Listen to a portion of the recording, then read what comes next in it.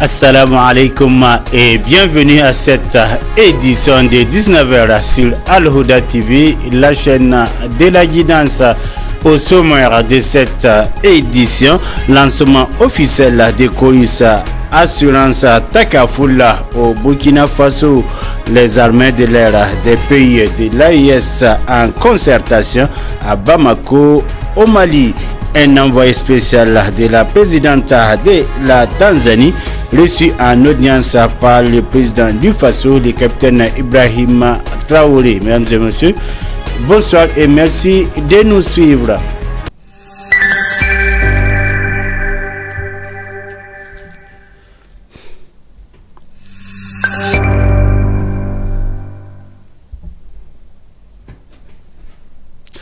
Cela dit, le Burkina Faso vient de franchir un tournant historique dans le domaine de l'assurance avec le lancement officiel de Coris Assurance Takafula, le tout premier assureur Takafula du pays. La cérémonie de lancement s'est tenue dans la capitale en présence de nombreuses autorités administratives, religieuses, économiques et partenaires du secteur. Le système Takafula, basé sur les principes de solidarité et de mutualisation des risques conformément à la loi islamique, offre une alternative éthique à l'assurance conventionnelle. Il est particulièrement attendu par une frange importante de la population burkinabé en quête de services financiers compatibles avec ses convictions religieuses. À travers Coris Assurance Takaful, le groupe Coris marque une avancée majeure en matière de finances inclusives et s'aligne sur les besoins spécifiques du marché tout en stimulant le développement du secteur des assurances au Burkina Faso. Coris Assurance dénommée Assurance Takaful. Takaful ici est le nom donné à l'assurance conforme à la charia, loi islamique. C'est un système d'assurance fondé sur la solidarité, la coopération et la responsabilité partagée. Elle repose sur le principe de l'assurance mutuelle. L'assurance Takaful, c'est une assurance conforme aux principes et règles de la finance islamique. C'est un système d'assurance basé sur une coopération mutuelle entre les membres qui cotisent dans un fonds commun dans le but de s'entraider en cas de sinistre. La cotisation, c'est pas, on ne fixe pas un montant comme ça où les gens cotisent. Tu cotises en fonction de ce que tu peux donner dans le fonds. Voilà. On n'impose pas un montant pour la cotisation. Tu cotises en fonction de ce que tu peux donner. C'est ce que tu peux apporter dans le fonds comme contribution. Le groupe Assurance Takaful est salué à sa juste valeur par le directeur général de la microfinance islamique de Burkina, Mahamadi Pelem. D'abord, j'aimerais remercier le groupe Coris d'avoir vraiment cette initiative et de nous offrir ces produits. Parce qu'on sait que c'est un produit qui était inexistant, dont les besoins étaient vraiment attendus pour la population burkinabé. Oui, on attendait ces produits parce que nous offrons des produits de financement islamique. Voilà, et il faut se dire que, selon les principes islamiques, nous ne pouvons pas offrir des produits conformes aux principes de la charia islamique et faire recours à l'assurance classique, l'assurance conventionnelle. Donc il y avait ce vide qu'il fallait combler. Voilà, donc ce produit est venu vraiment combler un vide au niveau de la finance islamique au Burkina Faso. Assurance Takaful est un système d'assurance conforme aux principes de la finance islamique qui possède 4 produits disponibles à son sein. Nous avons 4 produits que nous proposons à la clientèle. Nous avons le Takaful Financement qui permet à l'assureur prêteur de se protéger ainsi que les ayants droit de l'emprunteur en cas de décès. Nous avons également le Takaful Études qui permet de se donner une sécurité financière pour les études de nos enfants. Il y a également le Takaful Projet qui permet de constituer une épargne pour bénéficier du capital pour investir dans un projet donné. Il y a également le Takaful famille, voilà, qui permet à l'assuré de protéger ses proches en cas de décès. Voilà les 4 produits qui sont commercialisés au niveau de Coris Assurance pour le moment. D'autres produits vont venir avec le temps. Assurance Takaful ouvre ses portes à jamais pour toute personne qui voudrait adhérer, car ce contrat permet aux clients qui bénéficient des financements islamiques de s'assurer grâce à leur adhésion au fonds des participants. Une nouvelle adresse pour les amoureux du Bazin. La boutique ODG Bazin a officiellement ouvert une nouvelle section à Koulouba. La cérémonie d'ouverture s'est tenue ce lundi 14 avril en présence de nombreux invités, partenaires et clients venus découvrir ce nouveau cadre dédié à l'élégance africaine. La marque ODG, déjà bien connue pour ses tissus de qualité et ses créations sur mesure, renforce ainsi sa présence dans la capitale avec un espace moderne, raffiné et pensé pour valoriser le textile africain. Abdullah Halim Zongo pour le reportage. Aujourd'hui, on a eu l'occasion d'ouvrir une nouvelle boutique. Et la boutique se situe à Koulouba. Donc, alhamdulillah, on remercie Dieu. Donc, on a invité les gens, donc les gens sont venus vraiment en tout cas. Ça nous va droit au cœur. Bon, c'est pas comment dire, mais alhamdulillah, ça va. Vu que ce n'est pas notre première boutique qui est là, voilà, donc c'est la deuxième qui est là. La première boutique se trouve à Dissiar. Donc, à l'occasion de l'ouverture aussi, donc, on a fait une promotion du 15 avril jusqu'au 15 mai, Inch'Allah. Le nombre de mètres payés est égal au nombre de mètres offerts. Voilà. Donc il y a plusieurs sortes de basins, plusieurs qualités de basins. Donc n'hésitez pas à venez massivement, ne vous faites pas raconter. Plusieurs qualités de basins. On peut trouver les basins Getzner, c'est nous. On peut trouver du Getzner. Voilà, on peut trouver des basins Russe Premier. Voilà, il y a le basin Dama qui est là. Il y a Gold qui est là. Il y a Get Fitness qui est là. Il y a Media. Il y a la patronne, il y a la Bazin Bonheur aussi. Ces modèles-là sont en promo, Inch'Allah. Sauf les Getzner là seulement. Sinon, tous les restes là, ça est en promo. Voilà, le nombre de mètres payés est égal au nombre de mètres offerts, Inch'Allah. Je suis un client permanent de ODG Bazin, du propriétaire Ouedraogo Hussein. C'est avec grand plaisir que nous sommes là ce matin pour l'ouverture de son deuxième bureau. C'est-à-dire c'est la deuxième boutique qu'il a ouverte. L'une est à Dissia et l'autre à Koulouba, plus précisément à Zabadaga.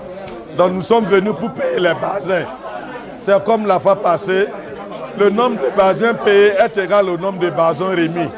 Vraiment, c'est une occasion pour nous de s'habiller en basin, qui prouve que réellement il y a un digne fils burkinabé qui s'occupe des préoccupations de la population en les offrant des basins. Vraiment, merci beaucoup à lui. On prie le bon Dieu, Allah, le Tout-Puissant, qui l'accompagne, qui le récompense à la hauteur de ses actes. Vraiment, merci beaucoup. En tout cas, nous faisons le bon Dieu pour que prochainement, il ouvre beaucoup de bureaux. Voilà, pour étendre à tout le Burkina, pour que chaque Burkinabé ait au moins un bassin. Vraiment, en tout cas, c'est le droit qu'on lui fait. Vous voyez, ce matin, tout est là. Hein? La population est là. Les clients sont là, le personnel est là, lui-même il est là. Vraiment, c'est une bonne chose. On prie le bon Dieu que ça a perdu, qu'Allah l'accompagne. Les bureaux sont ouverts à partir de 7h30 du matin jusqu'à 18h. Donc faites le déplacement, vous ne serez pas déçus. Il y a la qualité et la quantité est là.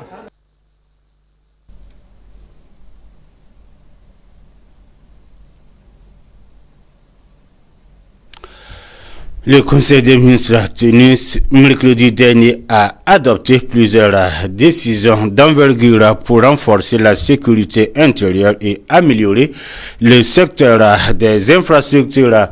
Parmi les grandes annonces, le gouvernement a validé le recrutement de 2000 sous-officiers au profit de la police nationale dans le but de renforcer les effectifs sur le terrain face aux défis sécuritaires. Autre décision phare, la levée du monopole du Laboratoire national des bâtiments et des travaux publics. Cette mesure vise à ouvrir le marché aux laboratoires privés dans une dynamique de compétitivité, de transparence et de modernisation du secteur des BTP. Ces réformes traduisent la volonté des autorités de bâtir un État plus résilient, sécurisé et ouvert à l'innovation. Le Conseil des ministres a adopté un décret portant déclaration d'utilité publique urgente, le projet de construction d'une unité de formation et de recherche en sciences et techniques et d'une cité universitaire à Dori dans la région du Sahel. Le Burkina Faso, de concert avec des partenaires, a obtenu un financement pour la construction d'une UFR-ST et d'une cité universitaire au centre universitaire de Dori. Et ce financement a été obtenu depuis 2020.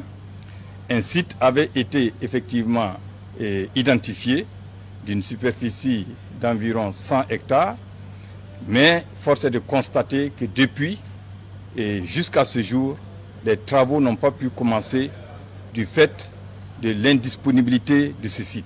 Également adopté par le Conseil, le rapport relatif à une demande d'autorisation de recrutement sur concours direct et professionnel de personnel au profit de la police nationale. Au titre de l'année 2025, mon département recrutera au niveau des concours professionnels commissaire de police 20, officier de police 60, au niveau des concours directs, commissaire de police 10 avec des qualifications spécifiques, officier de police 10 avec des qualifications spécifiques, sous-officier de police 2000 dont 50 de sexe féminin.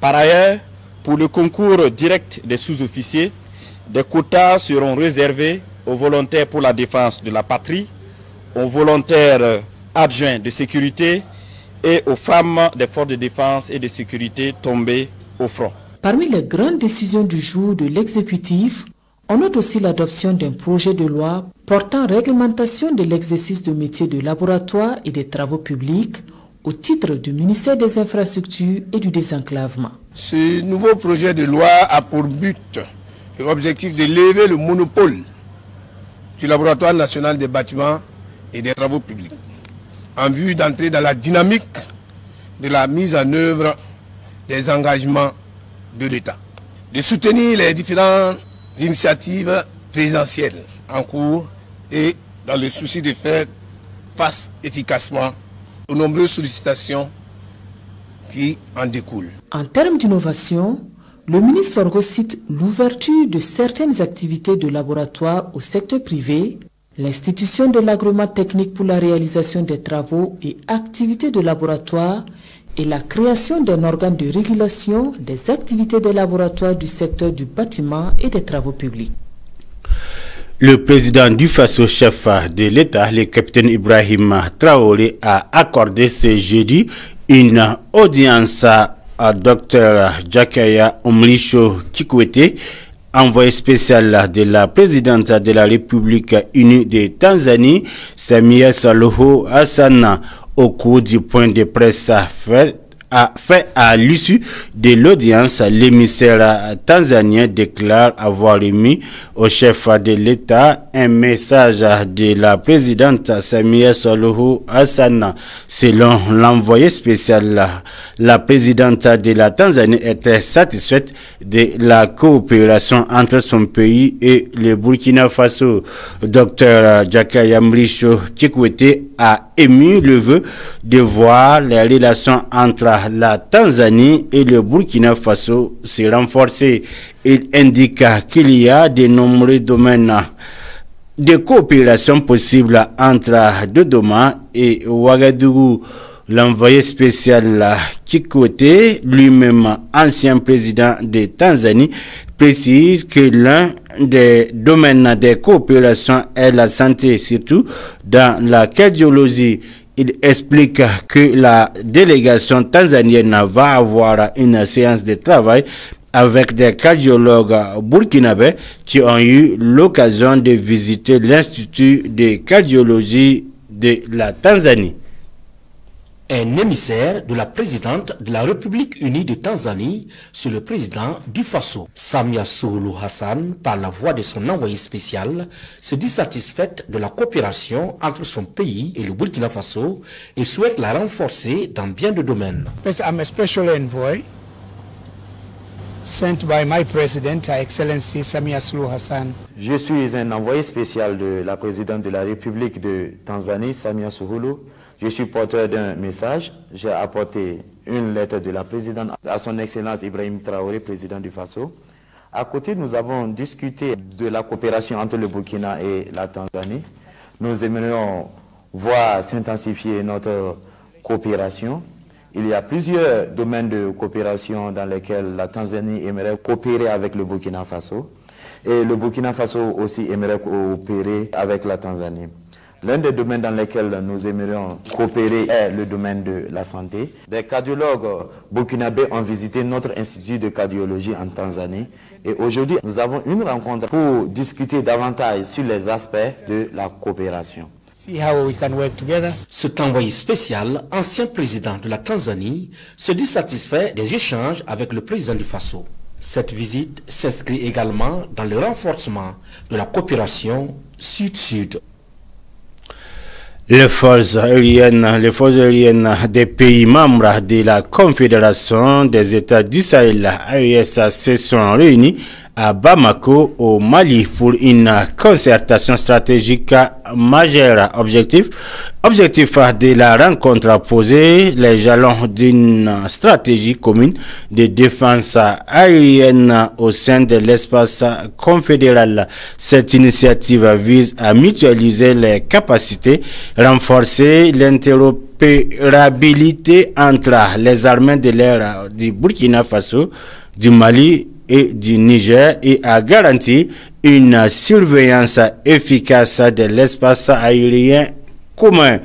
Les chefs d'état-major des armées de l'air ont souligné la nécessité d'une réponse coordonnée face aux menaces sécuritaires régionales, tout en affirmant leur engagement à œuvrer pour une défense aérienne intégrée au service de la souveraineté des États de l'AES, une étape décisive vers l'autonomie stratégique de l'espace confédéral.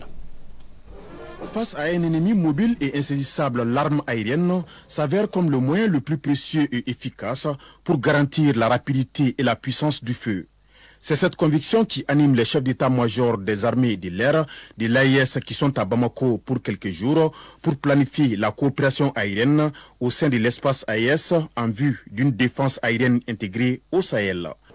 Les composantes aériennes ont été amenées à se concerter davantage, à s'intégrer davantage, à mettre en commun et mutualiser leurs moyens, leurs efforts, leurs capacités pour au final arriver à accomplir les missions qui nous sont données par les autorités de la Confédération. Première du genre, cette réunion hautement symbolique et stratégique marque une volonté affirmée des trois pays membres de l'AES de renforcer et de consolider leur coopération militaire, notamment dans le domaine aérien. Ça nous a paru important de se retrouver pour discuter de vive voix des challenges communs que nous avons, pour discuter de la collaboration que nous pouvons avoir entre nos différentes armées, pour voir comment nous pouvons mutualiser nos moyens, comment nous pouvons mutualiser les efforts pour être à mesure de répondre mieux aux attentes des hommes sur le terrain, des populations et de la lutte de façon générale contre le terrorisme. Et c'est aussi pour capitaliser tous les résultats qui ont été engrangés au niveau de la coopération qui nous a permis d'infliger de lourdes pertes à nos ennemis. Les chefs d'état-major des armées de l'air de l'AES, lors de leur séjour à Bamako pour cette importante réunion, ont été reçus par le ministre de la Défense et des anciens combattants, le général des corps d'armée Sadio Kamara. Une rencontre empreinte de courtoisie et de fraternité qui illustre l'engagement ferme du commandement à accompagner la dynamique militaire en cours au sein de l'espace confédéral. C'est tout pour cette page d'information sur Al-Huda TV, la chaîne de la guidance.